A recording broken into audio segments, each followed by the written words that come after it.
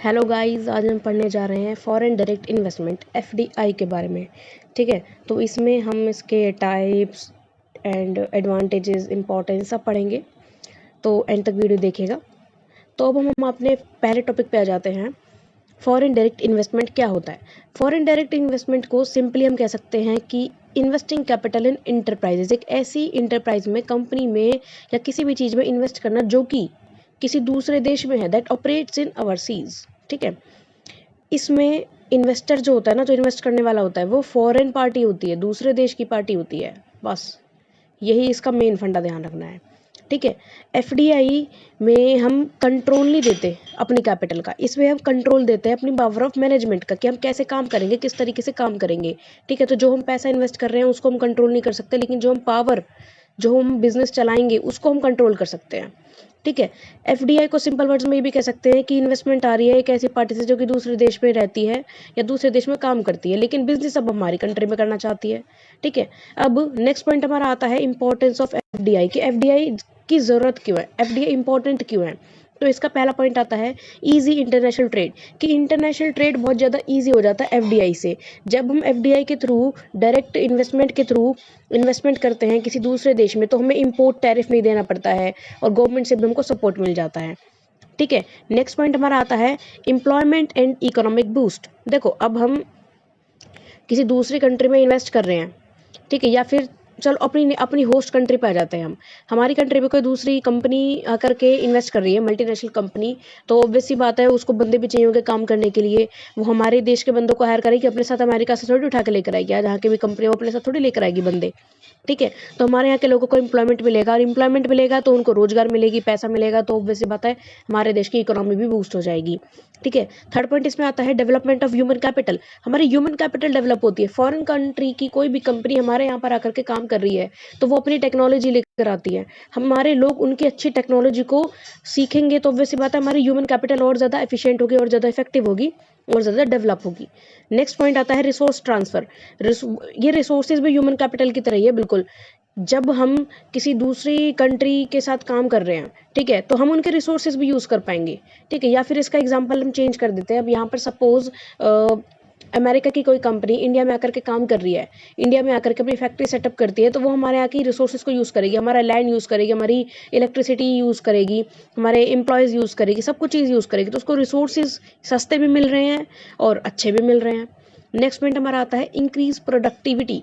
ये प्रोडक्टिविटी बढ़ा देता है, हमारे देश के लोगों की प्रोडक्टिविटी बढ़ेगी अगर वो बड़ी बड़ी मल्टीनेशनल कंपनीज में काम करेंगे, नई नई टेक्निक सीखेंगे। ठीक है, और जिस कंपनी में जितनी ज़्यादा टेक्निक अच्छी होती है उतनी ज़्यादा उसकी प्रोडक्टिविटी भी अच्छी होती है। तो अब हम यहाँ पर नेक्स्ट टॉपिक पे आ जाते हैं, टाइप्स ऑफ एफडीआई। एफडीआई कितने तरह की होती है? देखो, पहले हम एफडीआई के टाइप्स याद कर लेते हैं, जो कि हमारी होती है inward FDI, outward FDI, greenfield investment, merger and acquisition, horizontal FDI, vertical FDI, resource seeking and market seeking. अब इतने सारे नाम को याद तो करना ही पड़ेगा, लेकिन अब हम इनको समझेंगे भी कि ये होती क्या है। तो सबसे पहले आती है हमारी inward FDI. It is a type of investment in which foreign capital is invested in local resources. अगर हम फॉरेन कैपिटल मतलब दूसरे देश की करेंसी या दूसरे देश का पैसा अपने ही देश के किसी रिसोर्सेज में इन्वेस्ट करते हैं, तो वो इनवर्ड एफडीआई कहलाती है। फॉर एग्जांपल, इंडिया का कोई बंदा है मिस्टर नायक, ठीक है, उनके पास यूएस डॉलर पड़े हैं या फिर दिनार पड़े हैं, वो उस करेंसी को अपने ही देश के किसी रिसोर्सेज में इन्वेस्ट करते हैं, ठीक है, तो वो इनवर्ड एफडीआई कहलाएगी। होप ये आपको समझ में आ गया होगा। नेक्स्ट पॉइंट में हम आते हैं आउटवर्ड एफडीआई क्या होती है। तो देखो, आउटवर्ड एफडीआई में क्या होता है, it is a type of investment in which local capital invested in foreign resources. ये इनवर्ड का बिल्कुल उल्टा है। यहाँ पर हम अपने देश का पैसा दूसरे देश के रिसोर्सेज में यूटिलाइज कर रहे हैं, इन्वेस्ट कर रहे हैं। जैसे कि अगर हम किसी मल्टीनेशनल कंपनी के शेयर्स खरीद ले, ठीक है, या फिर किसी मल्टीनेशनल कंपनी का कोई कैपिटल में इन्वेस्ट कर दे, या फिर हम फॉरेन में कोई घर ले लें, तो दैट इज आपने अपने अपना पैसा खर्च किया ना फॉरेन रिसोर्सेज में, तो वो होती है आउटवर्ड एफडीआई। नेक्स्ट हम चलते हैं ग्रीनफील्ड इन्वेस्टमेंट। ग्रीनफील्ड इन्वेस्टमेंट में क्या होता है, ये एक ऐसी इन्वेस्टमेंट है जहाँ पर कंपनी फॉरेन कंट्री में ऑपरेट करती है अपनी नई फैक्ट्री लगा करके। ठीक है, फॉर एग्जांपल टोयोटा ने मैक्सिको में अपनी फैक्ट्री खोली थी। ठीक है, अब टोयोटा कहीं और की है, नेटिव कंपनी है, लेकिन वहाँ पे उन्होंने मैक्सिको में अपनी फैक्ट्री खोली और फिर वहाँ पर भी उन्होंने अपनी गाड़ियाँ बेचना चालू कर दिया। इससे क्या हुआ, उनकी कॉस्ट कम हुई, क्योंकि पहले वो यहाँ से ट्रांसपोर्ट करते थे, लेकिन अब उन्होंने वहीं पे फैक्ट्री खोल ली। अब इसका एक और एग्जांपल ले लेते हैं, जो हमारी होंडाई थी, ठीक है, हीरो होंडा, तो होंडा जो थी वो इंडिया की कंपनी नहीं थी, लेकिन उन्होंने होंडा वालों ने यहाँ पर हीरो के साथ मर्जर किया और फिर अपनी नई कंस्ट्रक्शन कंपनी खोल करके वहीं पर गाड़ियाँ बनाई, बाइक बनाई और फिर इंडिया में बेची।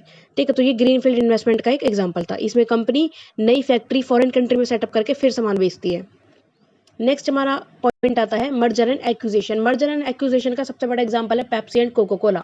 ठीक है, मर्जर एंड एक्विजिशन में क्या होता है, जो मल्टीनेशनल कंपनी होती है वो अपनी दूसरी फॉरेन कंट्री की कंपनी से, अब वो फॉर एग्जांपल हम ले लेते हैं कोको कोला जो है यूएस की कंपनी है, कोको कोला ने इंडिया की कंपनी थी पेप्सी, उसके साथ उसको खरीद लिया, मर्जर कर लिया और अब खुद उसको सेटअप करके इंडिया में बेच रही है।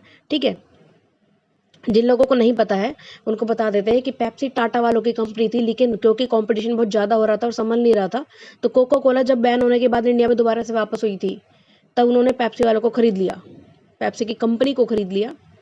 ठीक है, तो मर्जर एंड एक्विजिशन में क्या होता है, इन्वेस्टमेंट होती है लोकल कंपनी के अंदर, फॉरेन कंपनी लोकल कंपनी के साथ मर्ज हो जाती है और उसको टेक ओवर कर लेती है। अब टेक ओवर करने में मर्जर एंड एक्विजिशन में एक हमें बात ध्यान रखनी होती है कि यहाँ पर जो हमारी लोकल कंपनी होती है ना, उसकी ओनरशिप चली जाती है, ओनरशिप फॉरेन कंट्री वाले ले लेते हैं, जो कंपनी इन्वेस्ट कर रही है ऑब्वियसली बात है उसी के पास ओनरशिप जाएगी। नेक्स्ट हमारा पॉइंट आता है हॉरिजॉन्टल एफडीआई। हॉरिजॉन्टल एफडीआई क्या होती है, when a company invest in similar kind of business in foreign country, जब कोई कंपनी अपने जैसा ही बिजनेस फॉरेन कंट्री में खोल लेती है तो उसको हॉरिजॉन्टल एफडीआई कहते हैं। जैसे कि सबवे, सबवे जो है फॉरेन की कंट्री है, सॉरी फॉरेन की कंपनी है, फूड ब्रांच है, लेकिन वो इंडिया में भी सबवे के आउटलेट्स खुले हुए ना, तो ये हमारा हॉरिजॉन्टल एफडीआई का एग्जाम्पल है। वर्टिकल एफडीआई में होता है जैसे कि कंपनी फॉरेन कंट्री में कुछ काम करती है लेकिन वो उनके मेन बिजनेस से रिलेटेड नहीं है, मेन बिजनेस नहीं है वो हमारा, जैसे कि मैकडोनल्ड है, वो भी एक फूड आउटलेट है, रेस्टोरेंट चेन कह सकते हैं उसको, लेकिन अगर सपोज मैकडोनल्ड्स चाइना में कहीं पर भी एक फार्म खरीदती है, अब फार्म पे थोड़ी वो मैकडोनल्ड्स के बर्गर और पिज़्ज़ा बेचेगी। ठीक है, तो वो क्या कर रहे हैं वहाँ पर फार्म खरीदने के लिए, वो जो उनका बिजनेस है वो समहाउ एक्चुअल बिजनेस से लिंक है, तो मैकडोनल्ड क्या करता है, उस फार्म से वो मीट लेता है, मीट खरीदता है ताकि वो अपनी खुद की बनाई हुई मीट को अपने बर्गर में यूज कर सके। ठीक है, तो ये हमारा वर्टिकल एफडीआई का एग्जांपल होगा। यहाँ पर क्या होता है, हम सेम बिजनेस फॉरेन कंट्री में सेटअप नहीं करते हैं, लेकिन एक ऐसा बिजनेस सेटअप करते हैं जो कि अंत में जाकर के हमारे ही बिजनेस से मिला हुआ है। ठीक है, नेक्स्ट आता है रिसोर्स सीकिंग। रिसोर्स सीकिंग में क्या होता है, कंपनी इन्वेस्ट करती है किसी ऐसी कंट्री में उन रिसोर्सेज के लिए जो कि उसके खुद के देश में नहीं है। ठीक है, अब यहाँ पर एक एग्जांपल ले लेते हैं, जैसे इंडिया में गन्ना बहुत होता है, गेहूं बहुत होता है, तो बहुत सारी कंट्रीज क्या करते हैं, हमारे यहाँ पे इन्वेस्ट करते हैं ताकि उनको ये रिसोर्सेज आसानी से मिल सके। नेक्स्ट आता है मार्केट सीकिंग। इस इन्वेस्टमेंट का मतलब ये मकसद ये होता है कि हम दूसरे देश की मार्केट में अपने सामान का बोलबाला बना सके, अपने सामान को फैला सके। ठीक है, इसका एग्जांपल मैकडोनल्ड्स ले लो, आप पेप्सी ले लो।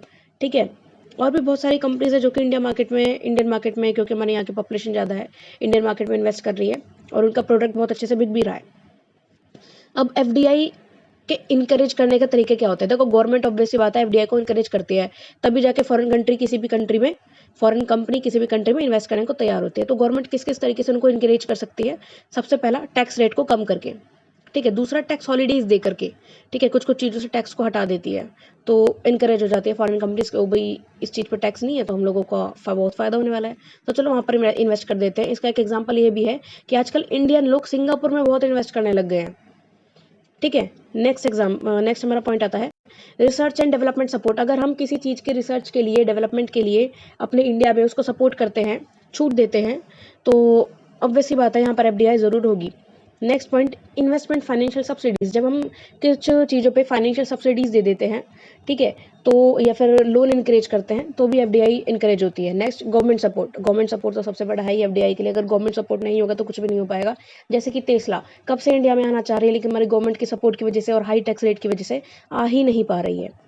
तो नेक्स्ट अब एफडीआई का एडवांटेज क्या होता है, तो देखो एफडीआई का सबसे पहला एडवांटेज फॉरेन एक्सचेंज हमें मिल जाता है। फॉरेन एक्सचेंज क्या होता है उसके लिए आप नेक्स्ट वीडियो मैंने एक्सप्लेन किया है, उसका लिंक प्लेस पे भी डिस्क्रिप्शन में मिल जाएगा, वहाँ से देख लीजिए। नेक्स्ट पॉइंट आता है टेक्नोलॉजी एंड ह्यूमन कैपिटल। हमारी टेक्नोलॉजी इंप्रूव होगी, फॉरेन कंपनी की टेक्नोलॉजी, अगर कुछ अच्छी टेक्नोलॉजी में तो नई टेक्नोलॉजी मिल जाएगी, और हमारी ह्यूमन कैपिटल जो है वो भी एफिशिएंट हो जाएगी कि उसको नई नई टेक्नोलॉजी सीखने को मिलेगी। ठीक है। थर्ड पॉइंट आता है कंपटीशन बूस्ट। ऑब्वियस सी बात है, जब फॉरेन कंपनी का प्रोडक्ट भी बिक रहा है और हमारी लोकल प्रोडक्ट तो है ही है, तो कंपटीशन बहुत ज़्यादा बढ़ जाता है। और जब कंपटीशन बढ़ता है तो कस्टमर ओरिएंटेड मार्केट मिलती है। जितने ज़्यादा ऑप्शन हो गए, कस्टमर उतना ही ज़्यादा किंग बनता जाएगा।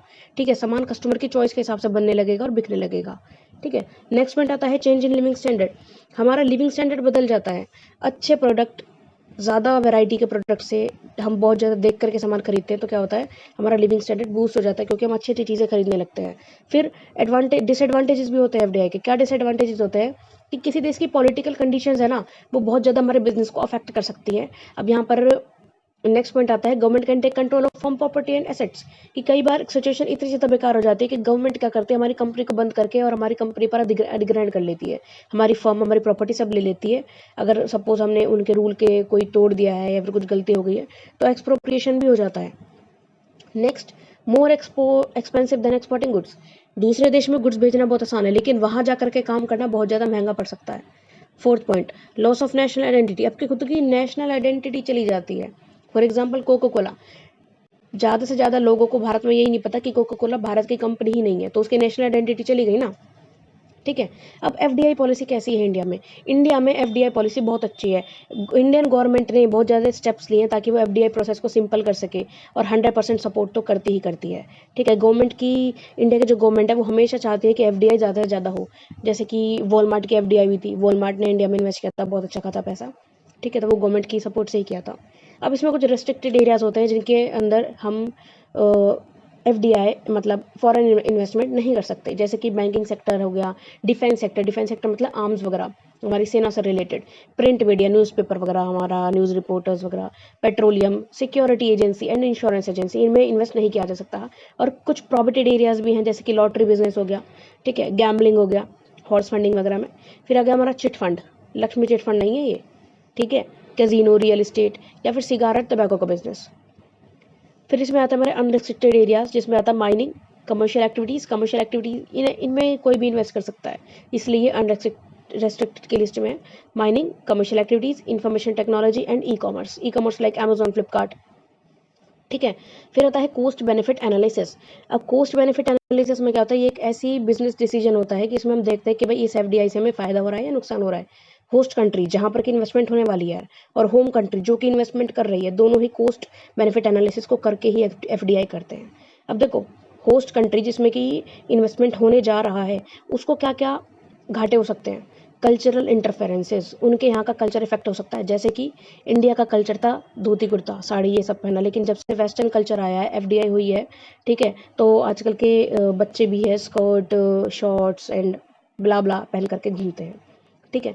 Next point, unhealthy competition domestic players के लिए, जो हमारे ऑलरेडी इंडिया में सेटअप हुए बिजनेस हैं, उनको बहुत ज़्यादा कंपटीशन का सामना करना पड़ सकता है। Third point, our utilization of local resources, हमारा जो लोकल रिसोर्स है वो बहुत ज़्यादा इस्तेमाल हो जाता है, और उसकी वजह से हमको बहुत ज़्यादा घाटा भी हो सकता है। थ्रेट टू इंडिजीनियस टेक्नोलॉजी, जो ऐसी टेक्नोलॉजी जो कि सिर्फ हमारे पास है, बाकी किसी और के पास नहीं है, वो चोरी हो सकती है। हमारी जो इकलौती टेक्नोलॉजी है उसको घाटा हो सकता है। थ्रेट टू लोकल प्रोडक्ट्स, हमारे जो लोकल प्रोडक्ट्स हैं उनको घाटा हो सकता है। क्यों?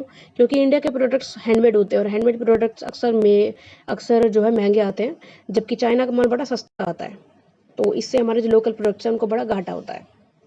नेक्स्ट पॉइंट, होस्ट कंट्री को फायदे क्या क्या हो सकते हैं। उनकी बैलेंस ऑफ पेमेंट इंप्रूव हो जाते हैं। बैलेंस ऑफ पेमेंट कैसे इंप्रूव होगी? फॉरेन से ज़्यादा पैसा आएगा तो ऑब्वियसली बात है बैलेंस ऑफ पेमेंट अपने आप अच्छी